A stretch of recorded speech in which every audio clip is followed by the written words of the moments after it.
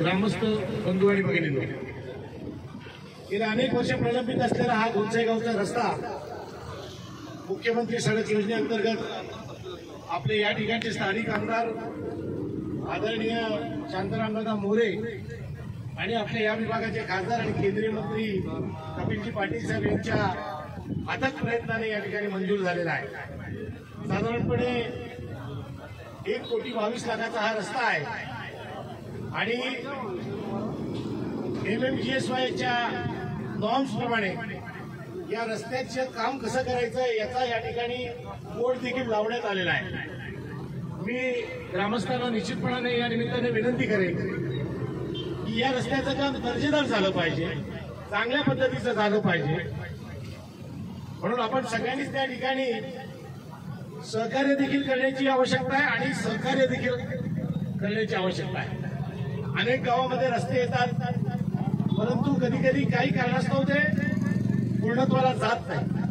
परंतु या निमित्ताने आमदार साहेब, मला या ठिकाणी विश्वास द्यावासा वाटतो की गोंचाईच्या ग्रामस्थांची ही प्रलंबित असलेली मागणी आपण अनेक वर्षापासून असताना आपल्या कार्यकालामध्ये ती पूर्णत्वास नेत आहेत। त्याच्यामुळे या गावातल्या मंडळींचं खऱ्या अर्थाने रस्त्याचं जे स्वप्न होतं अनेक वर्षांचं ते पूर्णत्वाला जाणार आहे आणि म्हणून निश्चितपणाने एक चांगल्या प्रकारचा रस्ता, एक दर्जेदार रस्ता या गावाला आपल्या माध्यमातून या ठिकाणी मिळालेला आहे।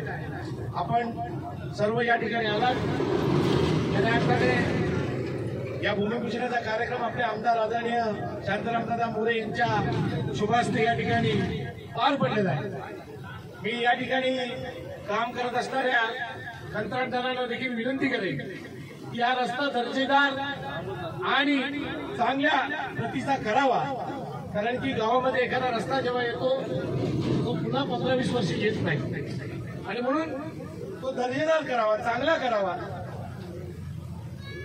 आणि या गावातल्या लोकांची जी अनेक वर्षांची समस्या आहे ती समस्या सोडवावी अशी या निमित्ताने मी विनंती करतो। मी पुन्हा एकदा सर्व ग्रामस्थांना या ठिकाणी धन्यवाद देतो की आपण मोठ्या संख्येने या ठिकाणी उपस्थित झालात आणि या भूमिपूजनाच्या कार्यक्रमाला आपले माननीय आमदार शांतारामजी मोरे यांच्या हस्ते या ठिकाणी भूमिपूजन होत असताना आपण उपस्थित राहिलात त्याबद्दल आपले सगळ्यांचे आभार व्यक्त करतो।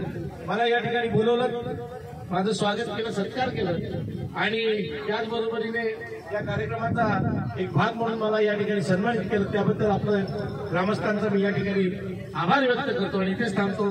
जय हिंद, जय महाराष्ट्र। सर्वांना उद्याच्या छत्रपती शिवाजी महाराज यांच्या जयंतीच्या शुभेच्छा देखील या ठिकाणी देतो आणि म्हणून एकदा आपण सगळ्यांनीच घोषणा द्यायची आहे की छत्रपती शिवाजी महाराज की जय, जय शिवाजी, जय भवानी, जय भवानी, जय शिवाजी, भारत माता की जय, वंदे मातरम, वंदे मातरम। धन्यवाद।